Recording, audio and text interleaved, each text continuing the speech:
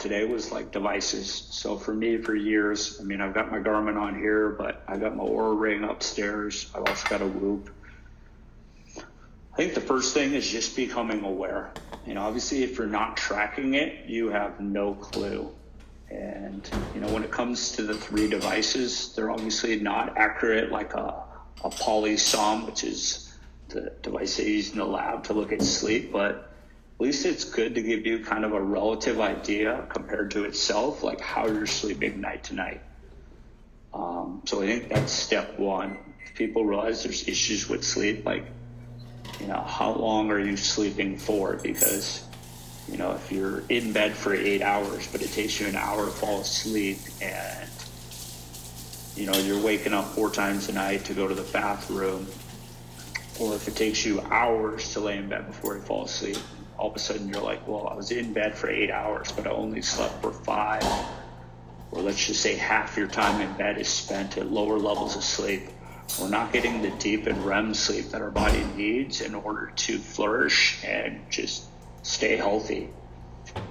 And so, you know, for me, before I had jaw surgery, I had used the CPAP. And, you know, one of the things I realized, like, sometimes on like a Whoop, I would have like a 93 recovery.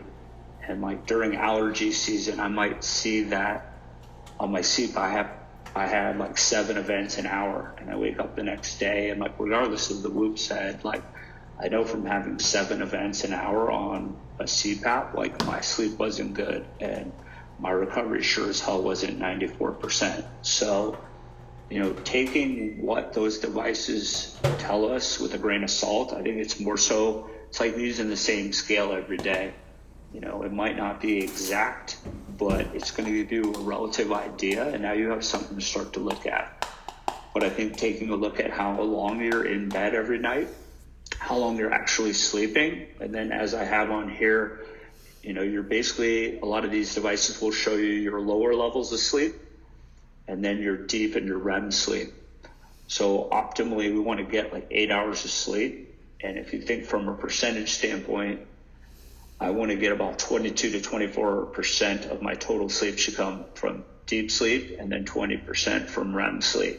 So that's really important to just start to look at those numbers just to try to get a baseline, because then I think as you start to adjust different things in your schedule, whether it's supplements or stop drinking before bed or cut caffeine out earlier in the day, you have a way to start to see, like, how are these things affecting my sleep in a good or bad way.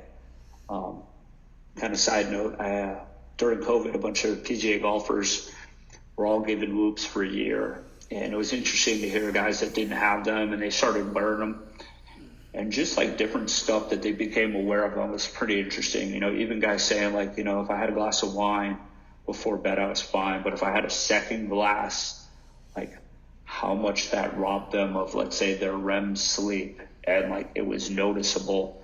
Or, you know, guys would have a few drinks and then they were up 4 or 5 times, or the disturbances that are normally like 5 to 10 were 17 for the night. But it was good just from a behavior standpoint for people to start to have an idea of kind of what was going on with their body relative to their sleep.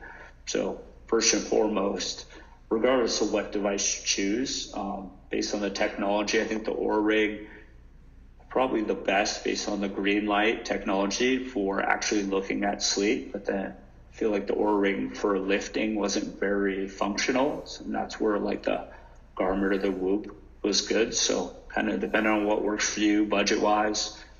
I know the Fitbit does it as well. Just having something to kind of track your sleep.